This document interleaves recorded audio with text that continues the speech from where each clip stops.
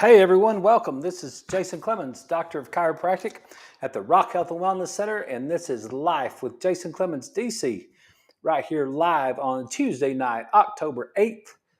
And we are coming to you right here from the Rock Health and Wellness Center studios in Lubbock, Texas, and on the radio at 98.7 Walk by Faith and 1420 AM Lubbock Christian Nation. We're streaming at 987radio.com. And, we're also getting Bob and those guys over at the radio station have been doing a really good job of trying to get us global. Um, and so I got some, if you want to go check us out, um, you can go to kwbf987radio.com/listen if you want to. And that's one way that you can listen to us anywhere, or by the link on our website at kwbf987radio.com. So that's another way. If you guys are out there and you want to get the radio streaming, you can do that. Just go to the website. It gives you Bob's doing a great job trying to get information out to people. I know in a world that we live in today, so many people work off their phones and they go use social media and all that sort of thing. But radio is still important, and I actually think that there's a lot of people out there that stay in touch with us through radio. So I appreciate what those guys do over there, and it just gives us another way to reach you guys and share the show. Share health. That's what we do every night from 6 to 7, Monday through Friday, right here on the radio. And we do a live social media show at the same exact time. And all we do is we talk about health. In some form or fashion, we talk about health. And every once in a while, we talk about football during football season. And it's always related to health because you got to have something to do. You got to have some friends, you got to have something to look forward to. That's part of what we're going to talk about tonight. We're going to talk about blue zones, and blue zones is an area of highly concentrated centenarians, people that live to be 100, centenarians, maybe. I don't know. One of those words, centenarians, maybe. Who knows? I had it right earlier, and I don't know. I don't think I have it right now. But places where people live to be 100 years old. And so, I know some of you don't care about that and you're not into that, but that's what we're going to talk about tonight because I think some of you are. And you're going to find out it's going to be some pretty interesting stuff. It's going to be more than you think. And so you'd be surprised at some of the things that we're going to talk about. So, but there's a couple things I want to get to first before we get to the blue zone stuff. And first, I hope everybody had a great day, and I hope you're a little better. You're better off today than you were yesterday. Remember, we said Monday after long football games and staying up late and losing sleep, we just needed to get to Tuesday. And I appreciate all of the care that people have reached out to me about my that spot in the middle of my back that was all jacked up. And I appreciate the text that I got and the concern that I got, and concern from my mom and from several patients have mentioned it to me today. Yes, I'm fine. I was not making that. I wasn't looking for anybody's sympathy, but I do care. I mean, I do appreciate your caringness out there. So, yeah, I'm much better today. I got up this morning. Yesterday I went and worked out, and I kind of was thinking I was probably being a little bit hard on myself because I worked out on Friday, and I got a massage on Friday, and we did a show on Friday night. There were some things I did, and then I sit around in the chair all day long, watch football, and watched all these blue zone shows. And so I was working kind of while I was watching the football games, but the combination of something is what got something flared up in my back. And I don't know if it was a facet or if I got a disc or what's going on, but I went over, got adjusted. Dr. Carson over at Grassroots Chiropractic is my chiropractor. I went over and got adjusted yesterday, and it hurt like crap. It hurt like, and he was pushing on it, and like it was like shock. It was like there must have been I got to thinking about it. Might have been more than just a facet. Might have been a disc involved or something. because I've been trying to figure out how to get exactly the pain off of it, but it hurt like the business to get adjusted. And if you don't understand chiropractic, man, you would not. If you had that problem and you got that adjustment, you would be like, no, I'm not going back for that. That's horrible. And people tell me that all the time. They're like, oh, that hurt.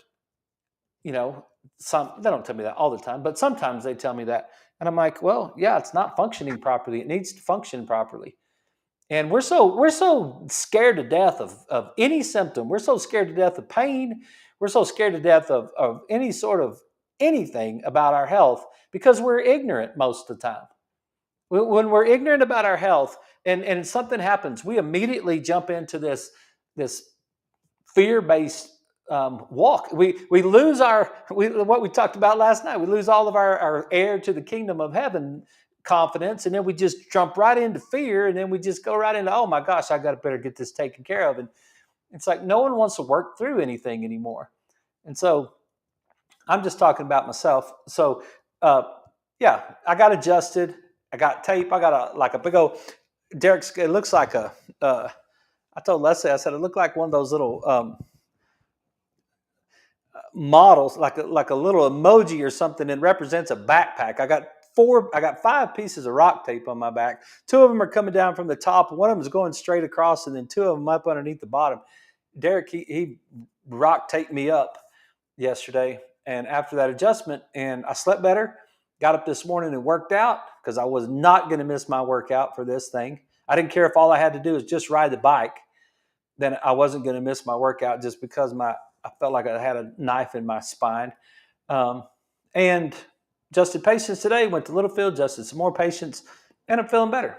And I actually went over, today's my adjustment day, but I wanted this to settle a little bit, so I just went over and adjusted Derek. And so, yeah, it was good. It was a good day. I'm doing better. Thank you for your concern. Appreciate that. What do you do to get rid of inflammation like that, right? What are some of the things that if you got this spot that's killing you, what are some of the things you can do, right? We talk about it all the time, but here's a combination, and I want you to know it, and I want you to see the bottle or hear about the bottle. It's the brand, it's GAIA Herbs. However you pronounce it, GAIA Herbs, Turmeric Supreme Extra Strength. Right there. That's the bottle that we use. Then we'll take 2 of those bad boys right there. Serving size is 1 capsule, and I don't know, that's 482 milligrams of proprietary extract blend. And take 2 turmeric, and then mix it with the fish oil, the RX Omega Ultra Strength. That's the one I recommend right there, RX Omega Ultra Strength. There's lots of fish oils. There's lots of brands. If you need volume of fish oil, then this is my favorite, the Pro Omega D of Ultra Strength. That is 1950 EPA 975 DHA, right? Take a teaspoon or 2 of that, and you'll be rocking. So this is 2925 milligrams, 2,925 milligrams of vitamin D that I take with it. So, but this combination together right here, this turmeric and RX Omega 3 Ultra Strength, 2150 milligrams right there. That you talk about a combination of, get that out of a combination of anti-inflammatory that's non-toxic, and it's going to make your turmeric eats up inflammatory cytokines, inflammatory markers. Turmeric balances out and eats it up, and it's just good stuff. And you mix it with your fish oil, and you'll be in good shape. And so, I took my fish oil last night, and if you need the volume, high volumes, you take that. I take 3 on a daily basis. Between the fish oil liquid and the fish oil tablets, I'll take 3 of the tablets or 1 teaspoon of the oil, and it keeps your inflammation down, right? Keeps your inflammation down. Not your arthritis. It actually does keep your arthritis down too, but that's another sentence that came up today. My lady said, I have some pain in my hip sometimes. She's doing really well, but she said, I'm doing really well, but every once in a while I kind of have some pain in my hip, and it might be arthritis. And I'm like, what does that mean? What is arthritis? Well, where you get the calcium in the joint. And that's what she said, which is a really good answer, but it's not arthritis, right? Artho, it means joint. Itis means inflammation. Let's go over it one more time, right? Artho means joint and itis means inflammation. If you're inflamed, take anti-inflammatories like fish oil and turmeric, right? Non-toxic ones, right? You don't want to cause problems for yourself. But calcification in the joint is not inflammation. Calcification in the joint is better described as degeneration. You can have degeneration without pain in the joint. The pain in the joint means the joint is not functioning properly, and there's now irritation, and you can get that inflammation. And yes, now you take your fish oil, but it's not. It's fluid. It's not stuck. You're not stuck in that. I'm not stuck in this position right here. This is not going to be long term. It's temporary. It flared up, fix it, work on it, get your posture right, get some rest. Maybe it takes 3 or 4 days. Get over it, move along. You're fine. Okay? So that's what's going on with that. Hey, I wanted to share. I finally got my blood work back. And before we get into blue zones, I wanted to go over my blood work with you guys because I want to be as transparent as I could possibly be. And I'm dealing right now with a little bit of a high blood pressure issue, and I cannot figure out why my blood pressure is high. And so I'm working on it. I'm working through it. I'm going through all kinds of testing and like all kinds of stuff in my brain, and we're working on all kinds of different dietary things because my diet is clean, right? So I can't figure out why my blood pressure stays high. And so I'm really working on that right now. And so I wanted to go get my blood tested. I tested it earlier in the year.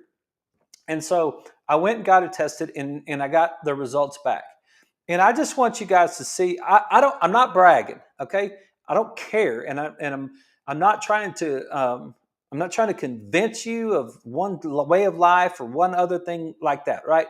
I'm just trying to share it with you so that if you're dealing with a problem and you want to see evidence, because you need to see evidence about things, if you want to see some evidence, especially when it comes to glucose and this whole statin garbage thing, right? That oh my gosh, it must be my grandpa or my grandma or whatever. My dad was on a statin. My grandpa was on a statin.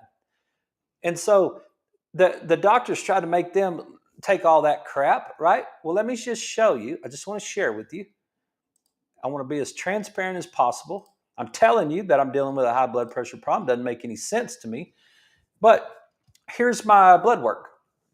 Okay. It's got the collection date, 9/28. It was 2 Saturdays ago. It took 10 days to get it. I was not happy with that, but I did finally get it. So, and I did not get my A1C, but I will show you my A1C from last time if we need. I've got it on there. It's like 5.4, I think. But my glucose level was 87. And even with eating a little bit more fruit here at the end of the summer, it's still 87. You could go through all those numbers. They all are within range. They're all where they're supposed to be. You could get down here, and I'll come back to that one right there. But wait, hang on, you can't see that. Let me take this.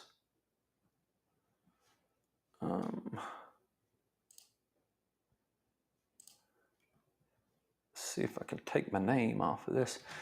Hang on just a second. I want to.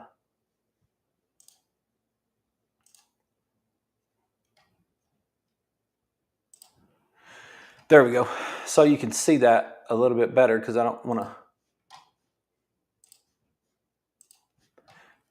Down here, triglycerides. So you're going to go get your triglycerides checked, right? You're going to go get your cholesterol checked. And that's where this whole statin thing is going to come in, right? So what are my triglycerides? 40. That's what my triglycerides. I think last time they were 34 or 36. I had it pulled up earlier. Let me see if I still do.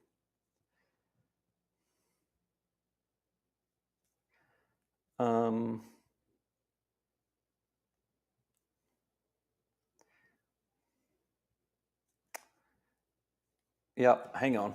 I'll get it right here. Because just so you know what my triglycerides were last time, which I don't have any value really in it. All I just want to know is one thing. Yeah, 38 last time. And so now they're 40. But the average is you want to be 150, you want to be below 150 on your triglycerides, right? Total cholesterol is 171. Let's say you want to be below 200. HDL cholesterol is 64. Now that went up from last time, so it was at 56 last time. So the longer I've gone without sugar, the better that's gotten. So my HDL cholesterol has gone up to 64. And then my LDL cholesterol is 98. Okay, so like the people try to tell you that eating fat causes heart disease. Eating fat makes your cholesterol go up. You got to get on a low-fat diet, right? I've been eating bacon and eggs and sausage almost every single day for the last, I don't know, 30 months for sure, but even longer than that, right? And the protein diet plate at Blue Sky with the sweet potato fries is a common thing at our house. That's two pieces of meat and cheese and bacon. Um, there's creamy chicken that's got grilled chicken cut up in chunks and with heavy cream and cayenne pepper. I think that's what I'm going to have tonight. Like those are common things that we have, right? Fat. There's lots of fat. There's lots of animal protein. There's lots of fat in that diet. Now, maybe that's why my blood pressure's high. I don't know, but I'm gonna keep working through that. I'm gonna modify that a little bit. But carbohydrates is what gives you holes in your blood vessels, and that's what a patch. That's what cholesterol is a patch.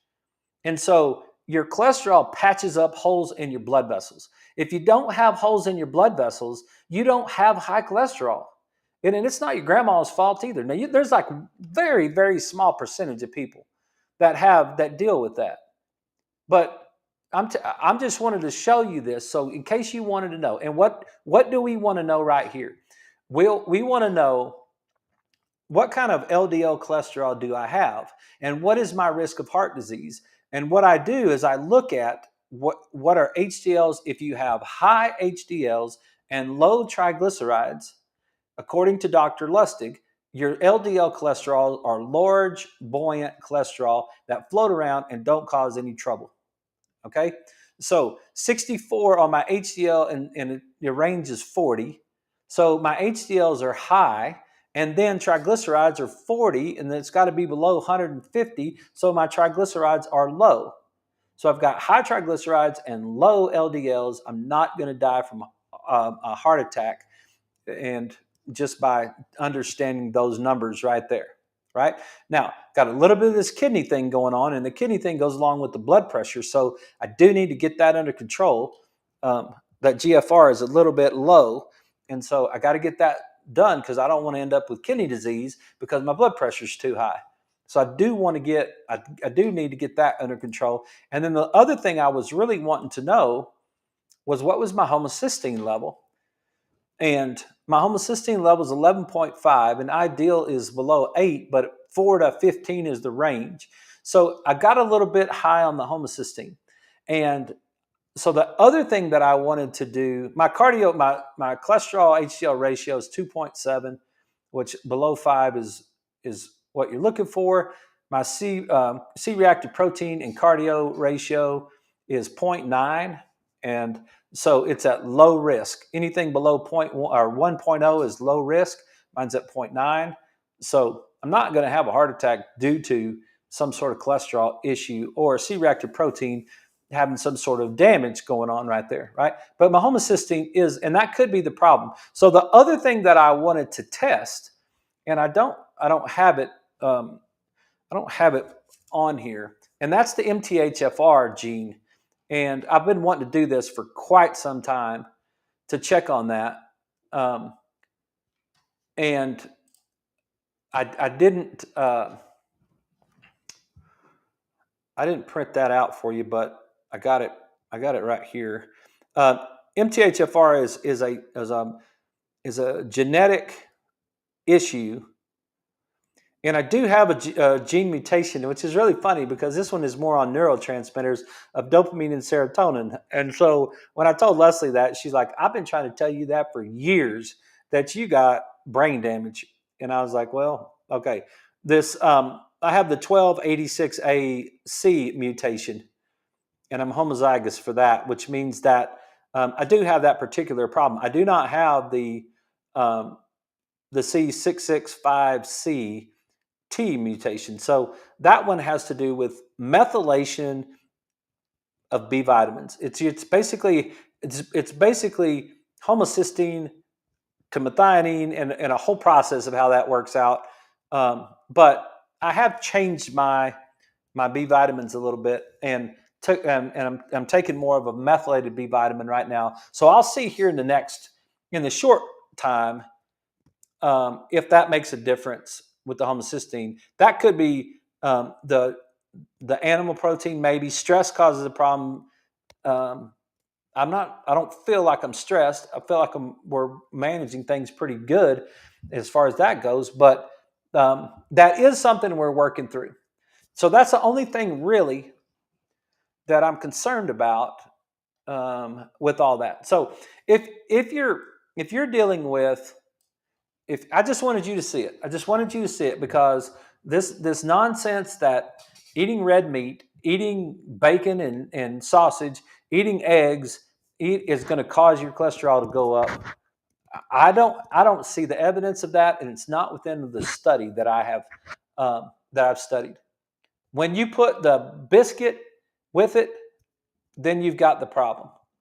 When you put the refined carbohydrate with that type of food supply, then you're adding the problem. You'll make your numbers go up. But triglycerides are 40, cholesterol is 171, HDLs are 64. I'm happy with that number, and LDL cholesterol is 98, glucose is 87. So that's good news. So the little bit of extra fruit, we had some grapes, we have some watermelon, not walnuts. We've had some watermelon, a little bit of pineapple. Those things have increased here at the end of the summer, which is not so much common. We're still eating our blueberries and our raspberries all the time. I am. And I had raspberries for lunch, raspberries and a protein bar, because I went to Littlefield.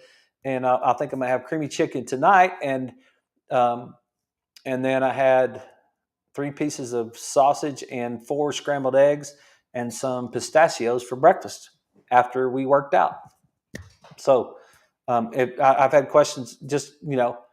I think by now, anybody listening to the show, obviously, I hope by now that you don't take any of this stuff as arrogance, right? I'm not trying to be arrogant. I don't care if someone has something bad to say about me. That's fine, as long as I'm sharing the information with you and you get better. That's all I care about. So if you're needing to know, man, my triglycerides are 200. Well, stop eating refined carbohydrates. Keep yourself off of statins. Your cholesterol is 287. Well, my doctor said I got to take. My cholesterol is 320. They're wanting to put me on a statin. Well, get off of it. Control it yourself, right? Control it yourself by watching your refined carbohydrates, and there you go. So anyway, that's my blood work. If you got any questions about that, if you see anything on there you want to talk about, if you have any questions about anything I've just said, and you're like, I don't understand any of what you said, or hey, what about this or something, then send me a text. Or if you want me to look at your blood work and you want to talk about it, then send me a text. I'd be glad to help you out, like wherever you are in the world. And we've got a couple of texts. Let me just see what. Yeah, there you go. Call Dr. Clemmons and get adjusted. Fist bump. I hear you, JT. I appreciate that. Yeah. So there's ways to do it. So what are we trying to do, right? We're trying to shine our light right out into the world. That's what we're trying to do. We're trying to What difference does it make if my cholesterol is low? It just gives me a chance to shine my light into the world. It doesn't mean anything. It doesn't mean anything other than, well, I've got one thing under control. You know, today is the 37th anniversary of Leslie and I being together. 37 years ago today, I finally asked her to be my girlfriend, and she was kind of, I don't remember, we were talking about that just before the show. I don't remember if I asked her or if she asked me if I was going to ask her, because I was a little late to the party on that deal. But 37 years ago today, we've been married for 31 years. So we dated for 6, and this is our anniversary. This is our anniversary. So, but we were talking about, hey, well, we're doing pretty good. Mostly we got a lot of things going the right direction. We're not super perfect at all this stuff, but at least we got some of the things going in the right direction. And it's like, that's why I feel about with my blood work. I just wanted to know if I got my blood work, is there anything on there that says that you're not going in the right direction? It's just feedback, right? I know I've got this blood pressure thing I got to get fixed. But is there something else going on? And it's just one thing. So if you've got it, you want to talk about it, you're like, hey, I need to make mine better. What can I do? Then let me know. I'll help you out. Okay. We got to take a break. We'll be right back. You guys stick around with us and we'll be back. We're going to talk about blue zones on the other side of the break.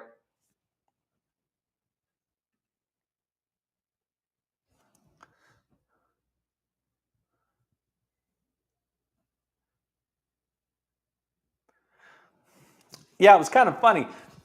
We were talking about it today. I was the oldest child in my family, and she was the youngest child in her family. And I didn't have a big brother and a big sister to watch them go through all this stuff. And so I started chasing her around in the spring of our sophomore year in high school. And she had all kinds of boyfriends back in the day. So it took me all spring and all summer to run all those boys off.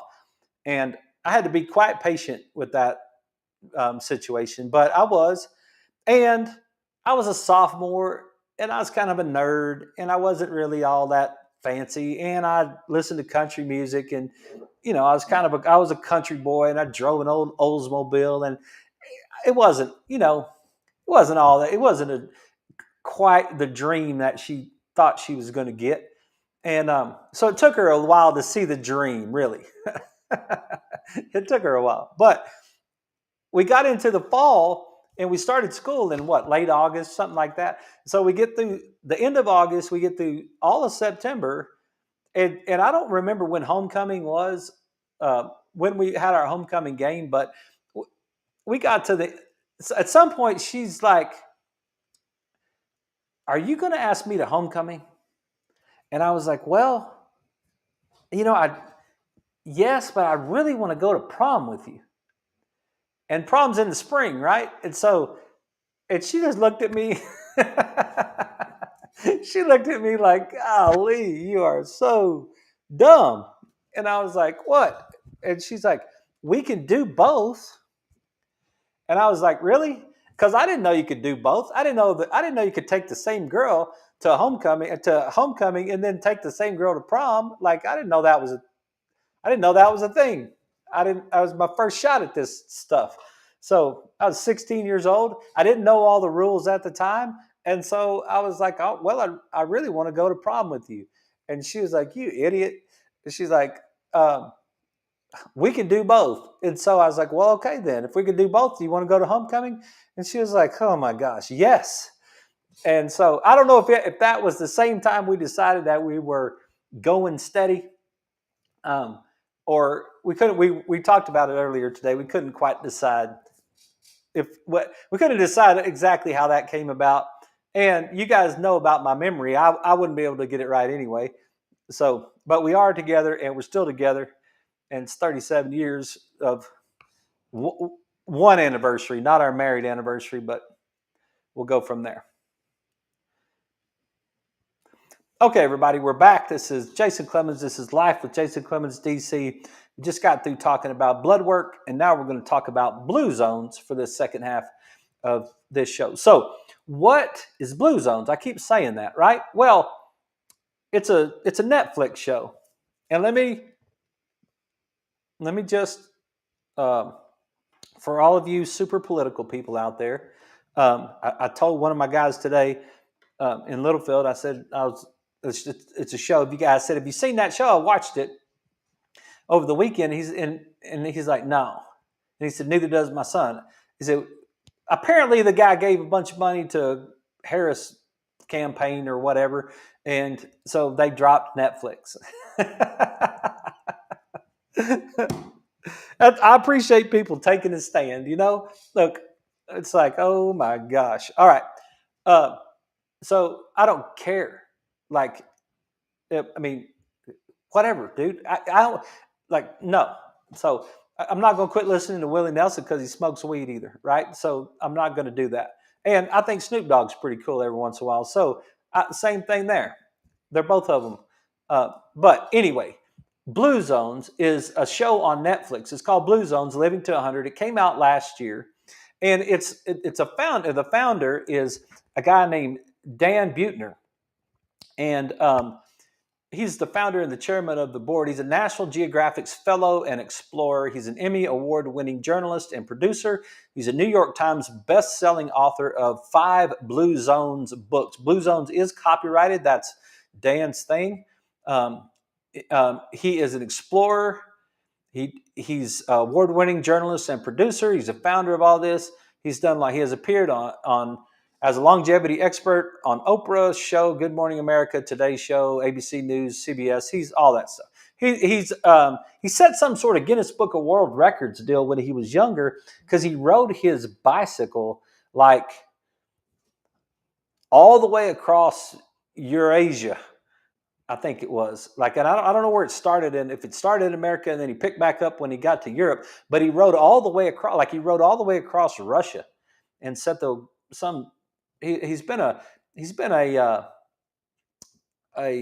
pioneer kind of guy. Like he's been a go-getter his whole life. His dad used to take him on these trips into the wilderness and stay out there a couple of weeks and do a bunch of stuff. He's just been an outdoorsman type of guy, and he was looking for a challenge, and he came across this idea of looking to see where people live the longest, and he came up with this idea, and he went to was actually in Sardinia, Italy. He found a group of people that were being studied by this doctor there named Gianni Pez, P-E-Z, P-E-S, Gianni Pez. I think it's Pez.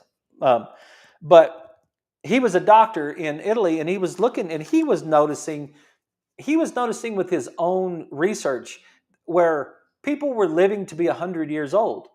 And every time he would find a little community, or he'd find a group that were living to 100 that were more than the norm, he had a little, like a blue pen, and he would put a dot on the map, and then it was it looked like a little felt tip pen or something, or maybe even a highlighter, and he put a dot on the map, and what would happen is it would kind of bleed through the map, and so when he got a group of them together, it all bled through, and it looked like a blue zone, and he called it a blue zone, right?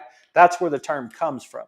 It's not because you have gray hair, but maybe he put them in blue because of that, but that's where the whole idea came from. But it's just the idea of people living long lives, and what can we learn from them? And so Dan got out there, and he spent 20 years working on this to try to see what can we learn from these people, and where are these zones? Where are these people living the longest on the planet, right? And he made this statement in the beginning of the episode 1. It's like 4 or 5 parts. Episodes that you could see, but on the beginning he said 2/3 of the 8 billion people on this planet will die prematurely from an avoidable disease. And we talk about that all the time, right? Chronic disease is the 7 of the top 10 causes of death are chronic disease, and it's like there's no reason for it. Like it's all self-inflicted. Chronic disease is it's basically the choices we make, right? And then he said in America, for the first time in a century, life expectancy is dropping. And we talk about that too. I talk about that with my grandpa outliving his first three sons. And we still got one more to go, and hopefully he can make it longer than my grandpa did, um, my last living uncle. But it doesn't make any sense, right? So he's saying maybe we should, instead of learning what not to do, maybe we should learn what to do. Maybe we should learn how to live, which is great. So the Blue Zone thing fits right into what we do on this show. It's really all about the same thing. It's practical life experiences by studying groups of people that live to be over 100. What did they do to make it to that far? What are the things that they do? And some of the things that they do in these places go against some of the things that we talk about on the show. And so I've got to reconcile that. And wine is one of them. And then the other one, when we get into, I think it was in Sardinia, Italy, they have a lot of bread and pasta.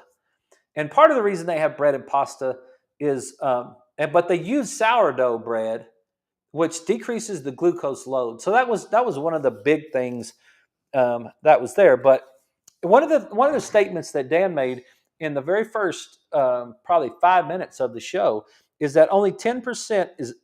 No, he didn't make that. I watched this on a TED Talk because I was trying to figure out exactly how you say his last name, Buettner. But he said 10%, only 10% is dictated by genes, because people say, well, just some people live longer than other people do. Some people just live longer. It must be their genetics. And Dan's trying to say, no, 90% of it is their lifestyle choice, not their genetics. That's according to him. So then he started going around and finding these places. And he started interviewing these people. And he started talking to them about what do they do? All these old people, 96, 101, 102, all these people that have been around for a long time. And he said, what do you do? So the first place he went was Okinawa, Japan. And he looked at, like, why?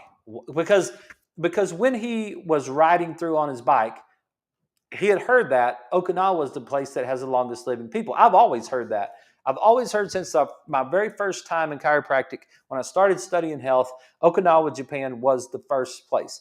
They've always had the longest living people. And Japan is a string of islands, and Okinawa is down at the lowest level. And that reminds me, because I wanted to look that up. And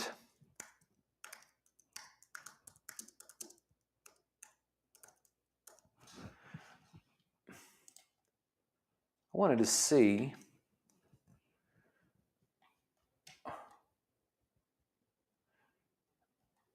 where they were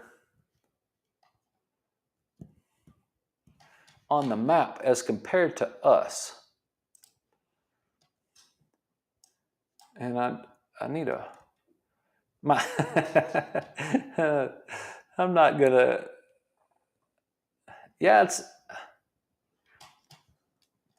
I need a globe. Because I'm thinking that they're relatively same. Let's see what it says. I'm not trying to get off track here either, but latitude 26, 28.99, longitude 124. So latitude 26, 28.99, and 26, 28.99. 26, 28.99.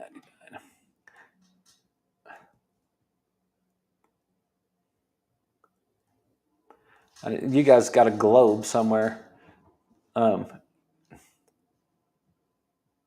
38. So it's a little bit, it looks like it's a little bit further south than the United States on a map. Because that's what I was wondering.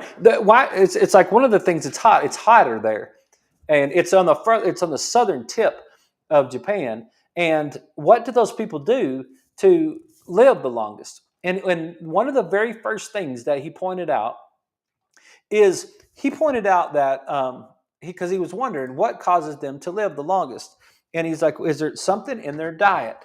And he said, they eat meat, eggs, and fish, but that's a very low percentage of their population. One of the highest percentages of their nutrition is purple sweet potatoes. Benny Emo, they call it. Purple sweet potatoes. I don't even know if you guys have ever heard of a purple sweet potato before. When we do our Eating for Health class, we go and I try to show everybody the purple sweet potatoes. There's regular potatoes, there's your orange sweet potatoes, and then there's purple sweet potatoes. And the purple sweet potatoes have 150 more active antioxidants than blueberries. And so I thought, man, that's a super awesome statement, right? They're very low on the glycemic index. They keep your blood sugar down. That's a major factor. They have very little obesity in Japan. These guys eat meat, eggs, and fish and seaweed. And the number one thing was they just eat a lot of medicinal foods. They have a lot of soups. They have a lot of legumes.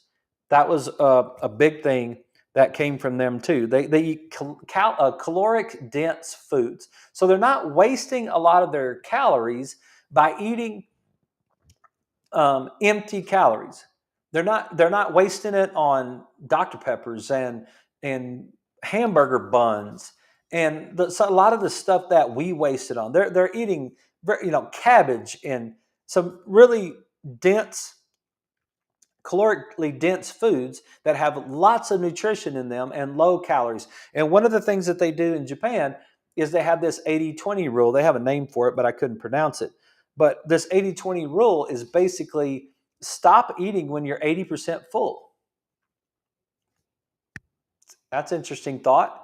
Instead of eating everything on your plate, or instead of eating till you're, stuffed, they just try to get to 80% full and then they stop eating. So the other thing is balance was a huge factor for the people in Okinawa. Balance meaning leg strength.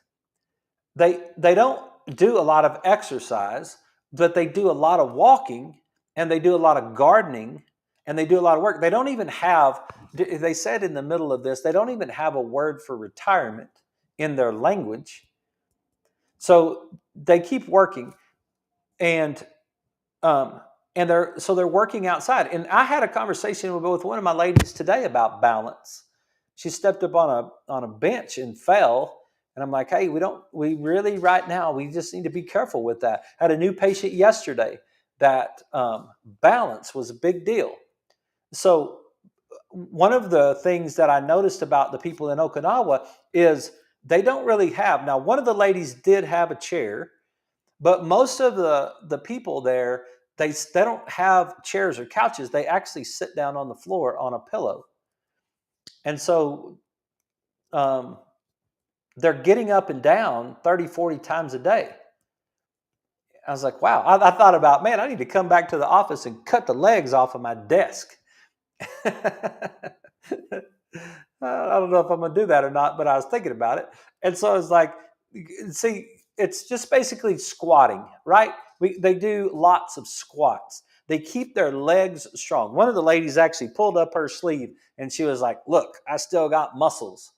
And it was like, that was funny. She's either 96 or 101 or 2. I don't remember which. There was like a couple ladies on there. But she's like, I still got muscles.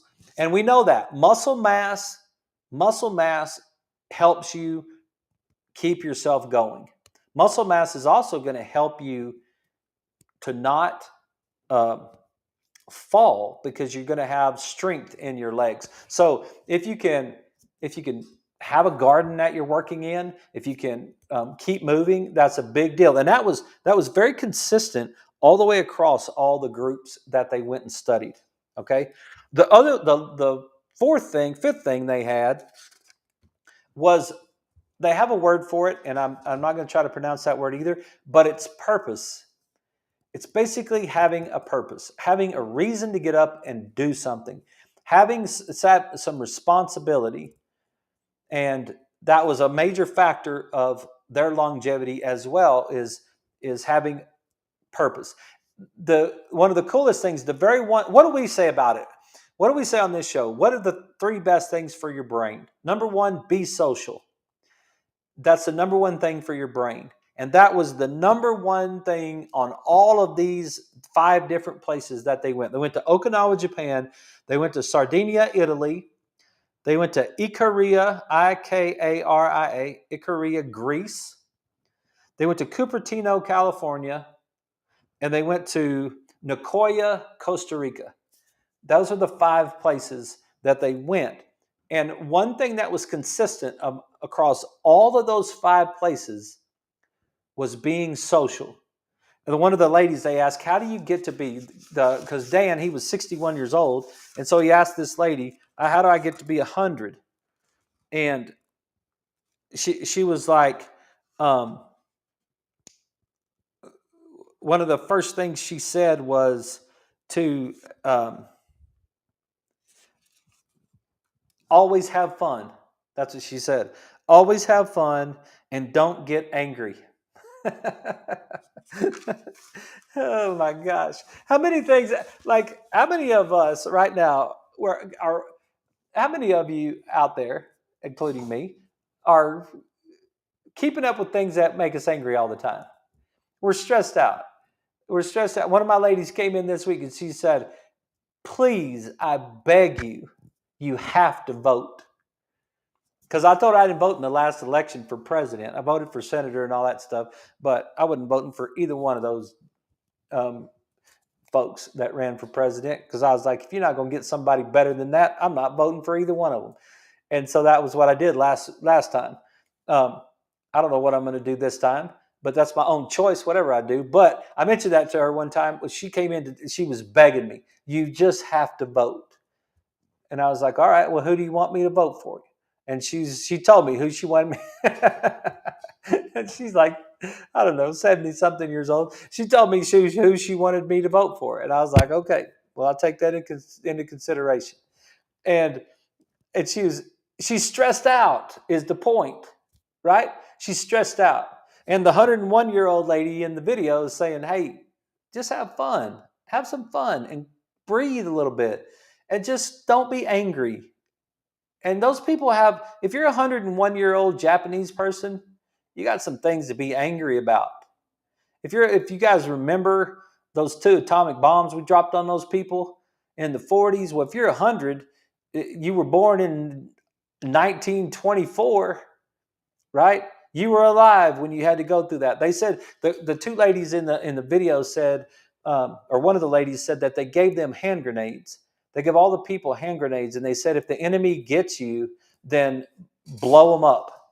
Blow yourself up and blow them up. And they said there was lots of days that they were close to pulling the pin on those hand grenades. And so they were like, we've been through some stuff. We've been through some of the worst things on Earth. They're really the only places that they've ever dropped an atomic bomb, as far as I know, was on Japan. They've been through some stuff, right? And what they're trying to tell us is, hey, we've been through some stuff, but here's the way we came through it, and it made us better on the other side. And one of the things that it made us better on the other side was to just have fun. Just see if you can, don't be stressed. And then the lady went into stress. One of the doctors on the show, that they talked about stress and what happens with stress. And when we get stressed out and cortisol fires, and we're not supposed to be stressed more than 90 seconds. That's the way stress works. So we don't need to fire those things all day long, every day, and be stressed out about stuff. Me too. I'm included in that. I could be a little bit more social, and I could probably spend a little bit more time with friends and doing things that are more, dancing and getting together. That's where the wine comes in. I don't know about that. I'm not putting my stamp on that yet. But the social part is super important. So let me get back on track. So that was pretty much what I learned. Have a purpose. Eat really good foods. Don't overeat. keep moving. It's important that you keep moving. Be social. That's what I learned from Okinawa. Balance, leg strength. Leg strength was a big deal with those people. Bending over and picking something up off the ground. That was like gardening, like shoveling, like pouring water in a bucket, and the things that they did. Having leg strength was a really big deal for them, right? So then he went over to Sardinia, Italy, and what they found, one of the things they found when they went over there, these are communities built on the sides of mountains, and so he asked the lady, first of all, social life was top of the order, social, be social, and then he asked her, how often do you go to church? And she said every day. And that was a big deal. That was a big deal in almost all of these groups, was to have the Cupertino people were actually the 7-day Adventists. Um, I didn't say that right yesterday morning either, but they their faith is about health as well. And so all of these places, uh, there was some sort of spiritual component.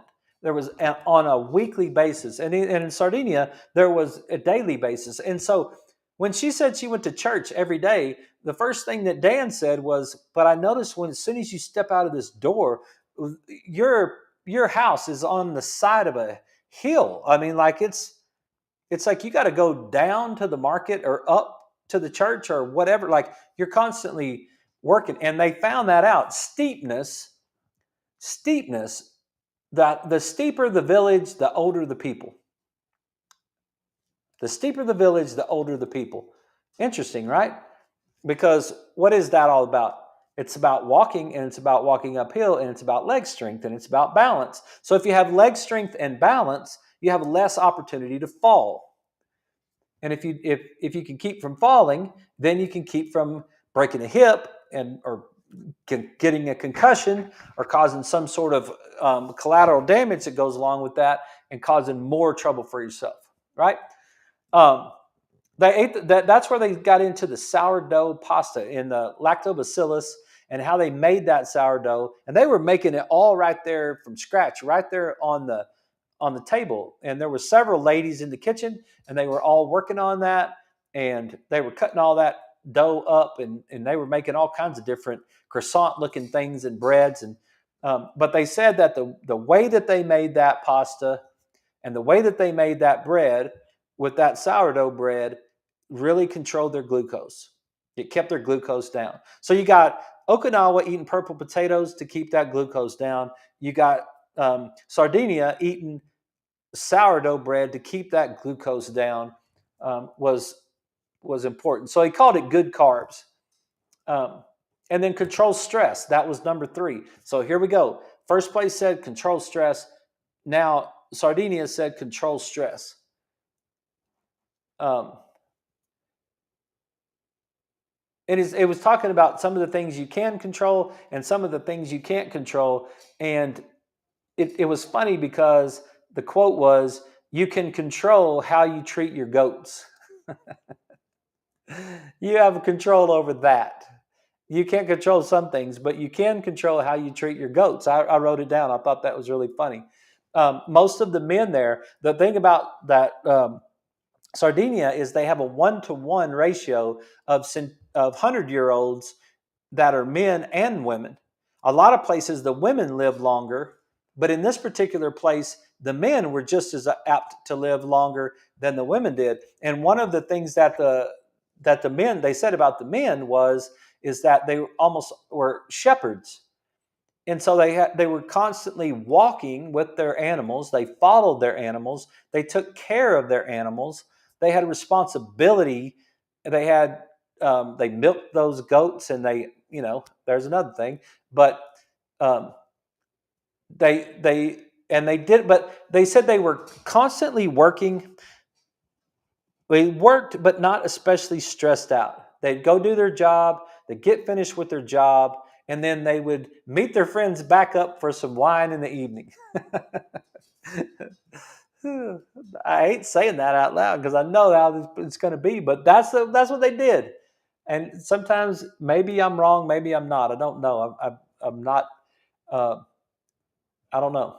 All my evidence says that that's not true, except those people lived to be 100. And I haven't figured out how many of them died early either. So that's the other thing. Um, Number 4 was care for elders, outside reverence for family, isolation. Uh, the isolation of the island itself kept out corrosive ideas. They didn't have time. They didn't have time for a bunch of corrosive ideas. They just were busy with their family and their friends and their goats and their lives, and they just worked and did that thing.